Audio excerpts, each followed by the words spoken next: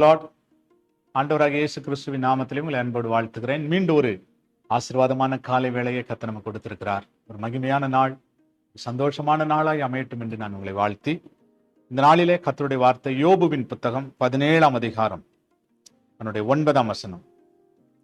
நீதிமான் தன் வழியை உறுதியாய் பிடிப்பான், சுத்தமான கைகள் உள்ளவன் மேன்மேலும் பலத்து போவான். சுத்தமான கைகள் உள்ளவன் மேன்மேலும் பலத்து போவான். தேவ பிள்ளைகளே, ஒரு அழகான வார்த்தை. சுத்தமான கைகள் உள்ளவன் மேலும் மேலும் பலப்பான். நாம் மேன்மை அடைவதற்கு, நாம் பலத்து ஒரு ஜாதியாய் பலத்த ஒரு சந்ததியாய் பலத்த மனிதர்களாய் மாறுவதற்கு கர்த்தர் நமக்கு கொடுக்கிற ஒரு வார்த்தை சுத்தமான கைகள். சுத்தமான கைகள். நம்முடைய வேலை ஸ்தலங்களிலே நம்முடைய கைகள் சுத்தமா இருக்கட்டும். குடும்ப வாழ்க்கையில நம்முடைய கைகள் சுத்தமா இருக்கட்டும்.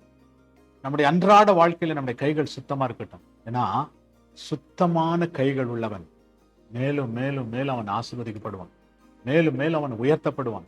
மேலும் மேலும் அவனுக்கு உயர்வை தருவார். மேலும் மேலும் ஆசீர்வாதத்தை கற்றுத் தருவார்.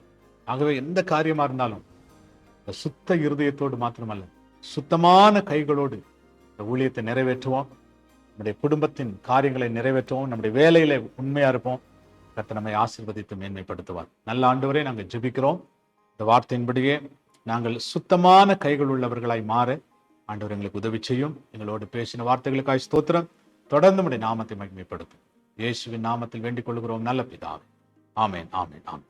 Price the Lord. God bless you. கர்த்தர் உங்களை ஆசீர்வதிப்பார். ஆமென்.